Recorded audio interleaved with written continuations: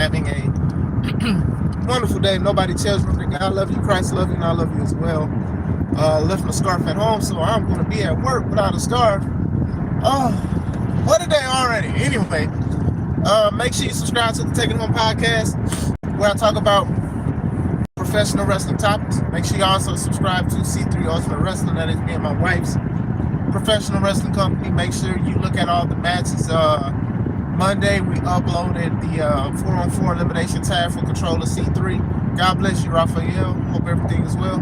This Friday will be the main event, the final match of the 11th hour. So make sure you subscribe to both channels, the Taking Over Podcast and C3 Ultimate Wrestling. Real quick, I wanted to talk about the old school style of wrestling and some old school aspects. Now, we are living at a time where some of these wrestlers who grew up in old school, was taught, born and bred in it, they're very clear about certain things that they don't like that goes on with the new school of wrestling. You also have some old school wrestlers that have adopted new aspects, the new school aspects of wrestling and what it is. Some do a great job with it, some of it I hate. Like, to me, I will always say that professional wrestling has been more exposed than what it needs to be.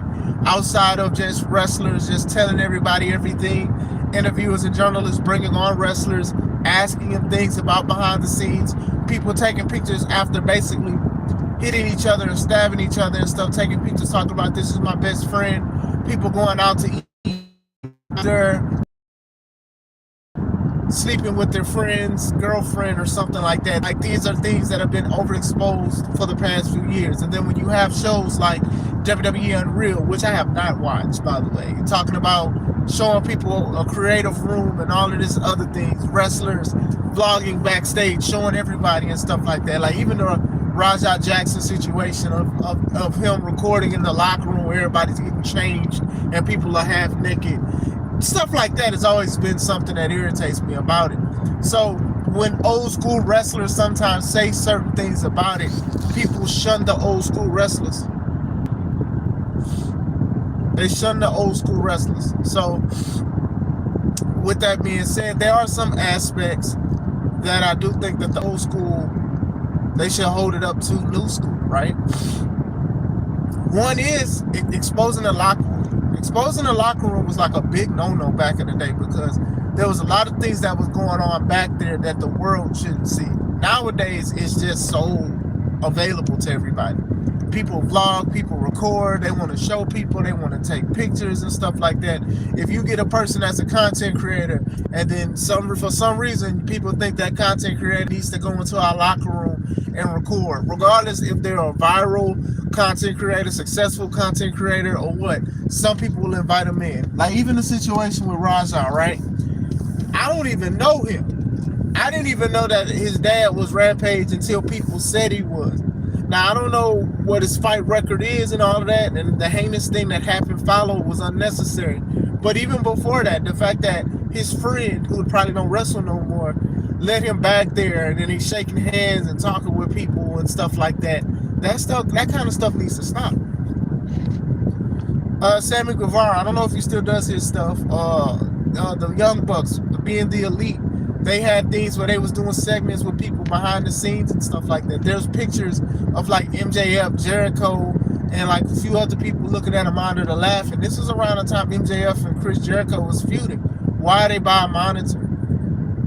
Nowadays, wrestlers are exposing everything and they're saying, oh, well, he's a good friend and stuff like that. When you have people like The Rock, who was taught the old school way and stuff like that, third generation superstar, and he can go on Pat McAfee show, not only berate the company that he works for, but also talks about what's going to happen in the future with certain wrestlers. Like, to me, that's disrespectful. So that's disrespectful. Yeah, they arrested him a couple days ago, Raphael. They arrested him a couple days ago. I think it took too long.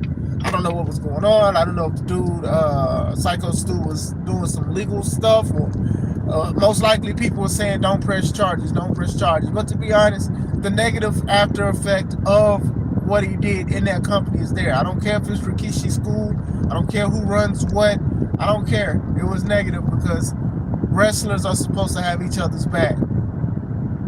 And I feel like some of them did, but not all did. Don't know if they were scared of him, if they were scared of Rajah, or whatever. But that kind of situation shouldn't have happened, and Raja shouldn't even been in the locker room. That goes into a good point of the old school aspect. They didn't let anybody in the locker room unless you was a wrestler. Nobody could go to the back and be in a locker room unless you was a professional wrestler, unless you was booked, unless you was a referee or something like that, or maybe a valet or somebody that's bringing people's jackets and stuff and gear in the back. Nobody needs to go back there. Why are you back there? To vlog?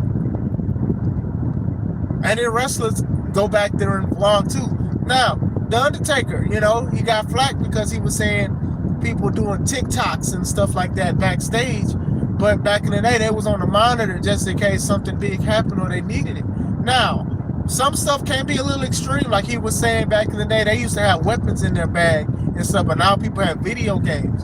Now, that's a little extreme, but they was protecting the business back in the day. Now, you don't have to have weapons. Now, you thought you needed to have a switchblade or a switch. Now you got a Nintendo Switch because wrestling is a little bit more safe. It's more exposed, but I want to say more safe, but then the Rajah Jackson situation makes it worse to say. The slam was definitely crazy. It was definitely unnecessary.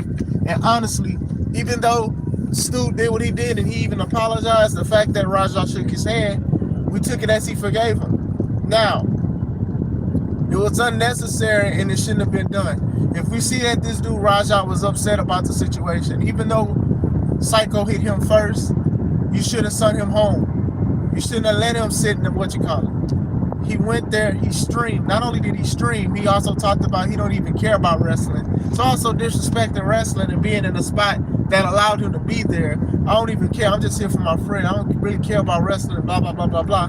Being very, very loud. Like, there's no way that these wrestlers and people in the back can hear him say he's about to do something crazy. His chat exposing him and egging him on and stuff like that and agitating him. All of that stuff led to something that could have been avoided. Now, accidents happen. Sometimes things do happen. But my thing is the fact that this was premeditated and premeditated for so long is the problem that I have. This is the problem that I have. I have a problem with it. What's going on, Lil Blunt? That's good that you, I see that you got that. What's going on, sir? But still, it was all bad all around. But going back to what even The Undertaker was saying, I understood what he was saying. He was saying, like, not only was you protecting yourself, but you was also protecting the business. Because back in the day, wrestlers would go outside, and as soon as somebody, a fan or a heckler would say wrestling is fake, people would get beat up, unfortunately. And I'm not sitting here condoning violence, saying, oh, well, we need to go back to hitting people when they say that stuff is fake. I'm not saying that, but at the same time, it was respected. It wasn't a lot of people going to The Undertaker saying what he does is fake because he wears like makeup stuff and dresses like a zombie or whatever. Nobody was going to him. Nobody was going to Kane. Nobody was going to Flair. Nobody was going to Hogan. And then when that interviewer did go to Hogan and was talking that stuff on the interview, Hogan choked him out because he wanted to protect the business. So these are definitely things to think about as far as like the aspect. Like wrestling used to be so protected. Now people are so thirsty to go viral, they expose everything. They want everything to be exposed.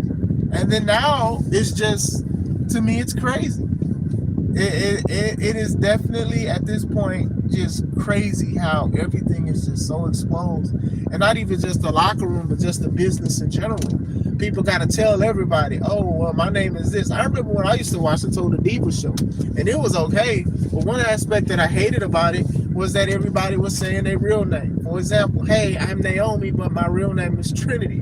Hey, my name is this, but my name is Ariane, but I go by Cameron. I think it was the other way around. I think her name was Ariane. Yeah, I think her name was Cameron. But anyway, still, it doesn't have to be exposed. But nowadays, since the main company is exposing everything, I think everybody's going to try to follow suit and stuff like that. There was a time a couple years ago where I was going to do it behind the scenes of what we do at C3. And I decided to say, you know what? No, I'm not going to do that because I want something to just stay for us, right?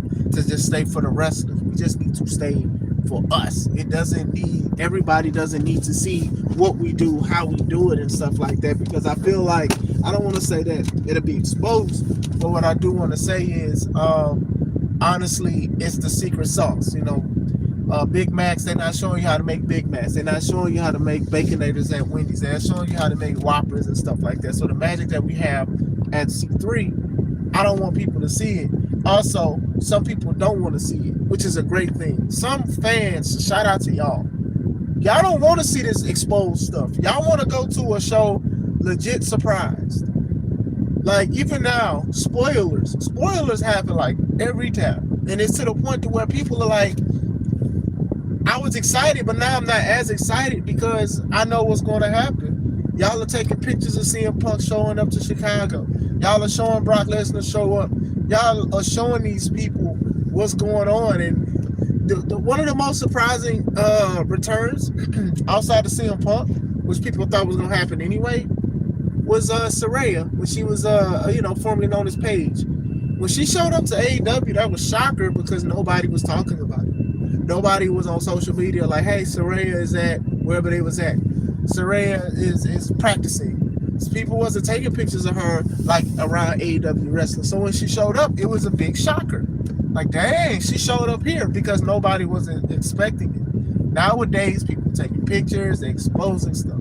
Another thing, wrestlers were more protected back in the day because people wasn't going to people and asking them a whole bunch of questions. They wasn't asking to sign 1 million autographs for figures and stuff. There's the video of Rey Mysterio at an airport and a couple fans. They had like a whole bunch of Rey Mysterio figures, and obviously they didn't want autographs just for them. They was trying to sell those because it was an autograph. There's also videos of Rhea Ripley, like very, very tired, signing autographs at an airport, just hounded by people.